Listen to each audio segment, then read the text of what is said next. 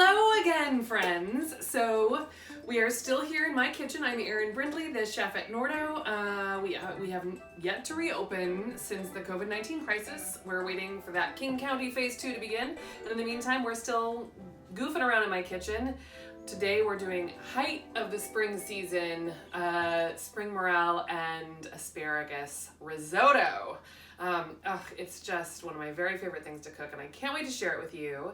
I do want to thank some folks who continue to donate to cafenordo.com just to make sure that we've got enough in the coffers that once we do open our doors, we can function at a little lower capacity and keep everyone safe and sound.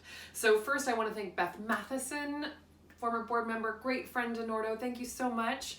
Christy Cruz, in honor of Corinne, who is on editing duty and making all of this edible and hilarious for you, and Christopher Svara and Jeannie Seville, who've been big supporters of ours from the beginning. Kathleen Monahan, in honor of Madeline Cayley. She's my high school drama teacher. Cece, thank you so much for staying in touch and supporting. We really appreciate it. Alex Compton and Aaron Church, two more of our absolute favorites. Thank you so much. Lincoln Uyeda, thank you. You're a huge supporter also. We really appreciate you. Eric Stroman, this is just like a whole list of favorites here. And of course, the Office of Arts and Culture, who just do the best work here in Seattle to make sure that we've got a thriving art scene. So now that that's all out of the way, risotto. It's one of my very favorite things to cook when I have friends over, because it's one of these things where they can kind of hang out and drink wine and I just stir. The smells in the room just get better and better by the minute, and we can all just enjoy cooking together. It's one of those kind of like romantic date things. So what I have here is I have chicken stock in a pot. I have asparagus all cut up. Except for these guys, because I wanted to show you, in case you aren't quite sure what to do with the asparagus, just snap. So that's how you know where the asparagus gets good, is you just give it a nice little gentle snap. And then you'll have these stems, and that's for your chickens or recycling or compost or whatever. Don't recycle them, compost. And this is the good stuff here. So where'd my knife go? Oh, there you are. So I've got these cut into about a little inch or so, and I'm going to blanch them in the chicken stock. So that's going to give the asparagus a little chickeny, the chicken stock a little asparagus-y. You can also put a couple dried mushrooms in here if you want to kind of up the mushroom flavor. Those will just kind of infuse that. And if you want to do it with veggie stock or mushroom stock, that works great. I'm pro chicken stock. I always, as you know, take those bones and turn it into beautiful chicken stock, keep it in my freezer for moments just like this. So that's what this is. And now I've got this pretty much at a boil. And as soon as it gets up to a boil, I'm going to blanch this. Okay, so that took a second, but now we're back to a boil here, and I'm just going to dump these in for like 1 minute, and then I'm going to put them in my ice bath here.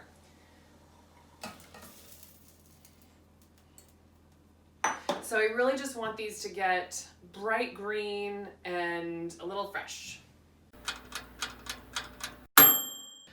Okay, so that's been there about a minute, so I'm going to go ahead and pull these nice bright green asparagus out of that chicken stock or mushroom stock into the ice bath to stop them from cooking. We don't want overcooked soggy asparagus. And what this means now is we've got kind of a stock that tastes like chicken, maybe a little mushroom, and then it's also asparagus-y.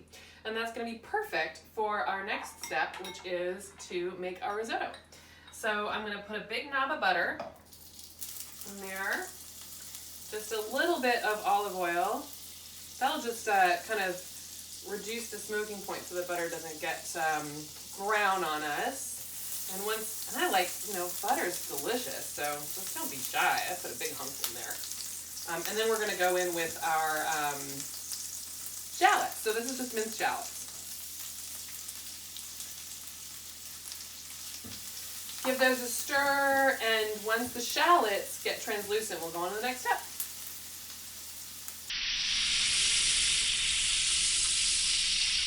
All right, so we've done about a minute or two on these shallots in over a medium heat on the olive oil and butter. And now we're going to go in with our risotto. I'm not doing too much today because it's just for me.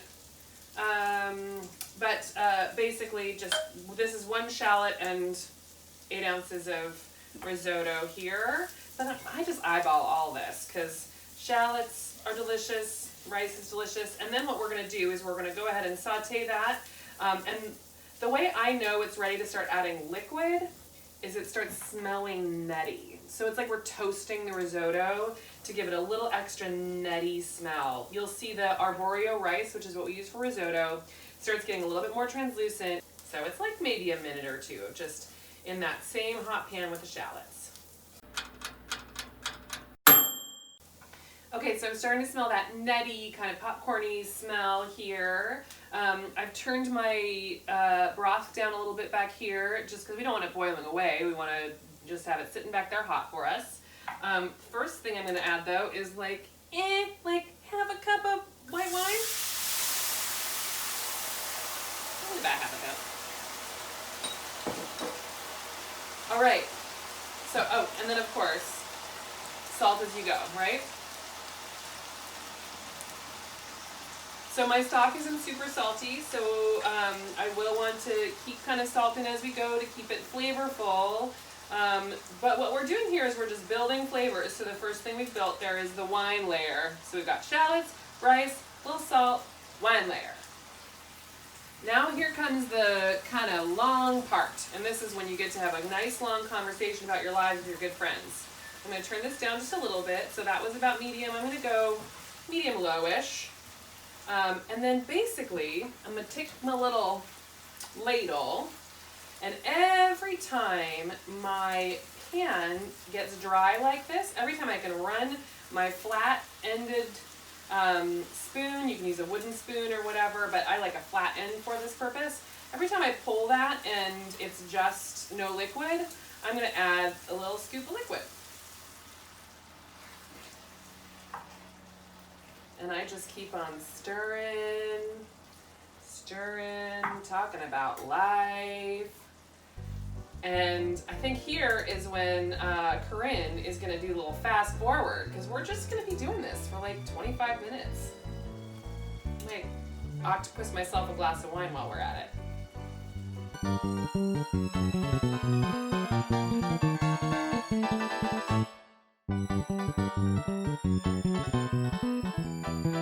Okay, so we're a little over halfway there, and I just want to wax for a minute. There's like a zone you go into. It's the risotto zone, especially if you're doing it by yourself and you don't have anyone to chat with. It's just so zen. You can't do anything else. You just gotta stir the risotto. It's just love, just stirring love into the pan. Love and flavors, love is time. It's just love in the pan. I'm gonna do another scoop here, and then I'm going to get this second little skillet fired up so I can cook my mushrooms in there.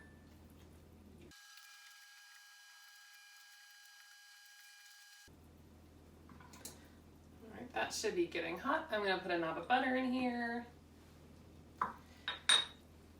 So about morels, these are my sliced up morel mushrooms. Ooh, there's a little bit of, because I washed them, there's a little mushroom juice in there. I'm just going to go right in. Whoop. We don't really want to add the mushrooms at the beginning because they'll just get overcooked and soggy. Morels are so delicate. They're like, the season is so short. It's just a few weeks in the Pacific Northwest. It's usually end of May, beginning of June.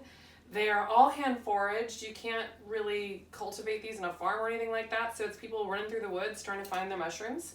It is a pastime of mine. I love going out there and finding them. And this year, because Nordo's been closed, I've been able to go out a little bit more frequently than in past years.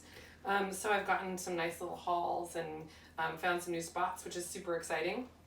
For our purposes here, we just want to cook them through, and then we'll add them at the end. So they're so flavorful that don't worry about that flavor getting into be, oh, you just made a break for it, didn't you? I've got one little piece of mushroom that wants to be in there already. Don't worry about this not being mushroom flavors. So this is like 5 big morel mushrooms. Come on, little butters. And we're just gonna saute them up in a little bit of butter. As soon as this gets a little foamy, we'll put it on in there.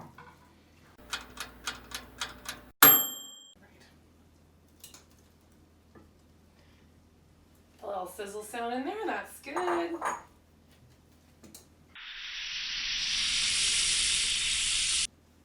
And that should be good for these. So I'm just gonna pull them off the heat there. They can hang out on that hot pan for a little while. Now, how do I know my risotto's done? I just try it. It's gonna be hot though, so I'm gonna wait for it to cool down for a second. And then I'm just gonna see how the texture is. And if it's creamy and soft and with, it doesn't have as much of it doesn't have a snap, then we should be good. You don't want overdone risotto, but you don't want underdone risotto either, because then it's crunchy. Okay. So we're getting really close there. Not quite there yet though.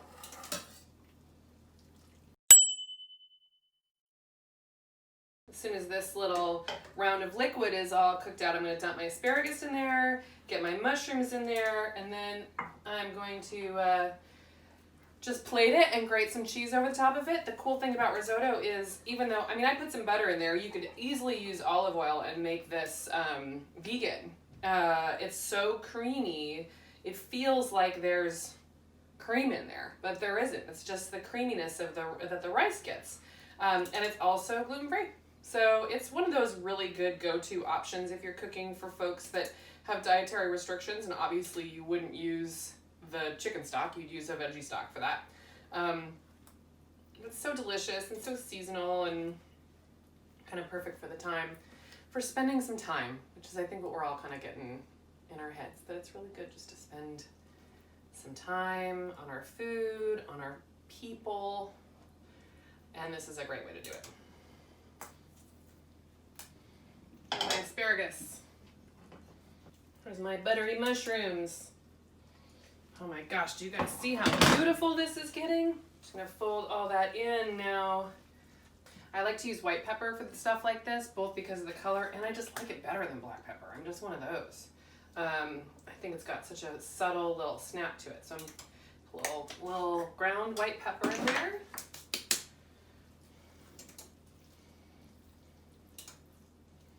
And we're just stirring this all in and getting it all warm. You definitely want to eat this right away. It's just so much better, fresh and creamy. If you do have leftovers, you can deep fry them and make arancini. I'm gonna just, for rich funsies, I'm gonna stir in a little bit of extra cheese before I put it on there, and then I'll finish it on top of it with cheese. Speaking of cheese, another great thing that would be really good in your risotto water is Parmesan cheese rind. Just the rind, that leftover rind that you don't know what to do with, is really nice. How gorgeous is that?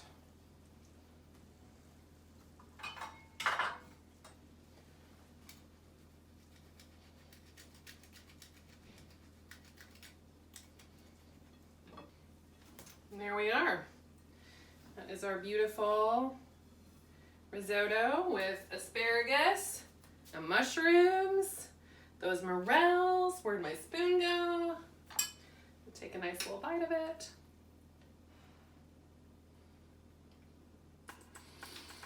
And it's only a springtime thing. So good. I'll see you guys next time. Take care of yourselves. Thank you so much.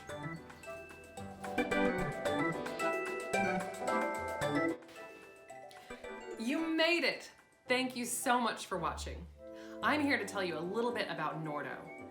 We are a nonprofit arts organization based in Seattle, Washington, dedicated to bringing you an intimate theatrical experience that weaves in imaginative cuisine and live original music. If you're watching during the COVID-19 crisis and you want to make sure our doors are open when all this is over so you can come and experience one of our incredible events, please consider donating. You can find more information and a link to donate at cafenordo.com. Stay in, stay well, and stay inspired. Thank you.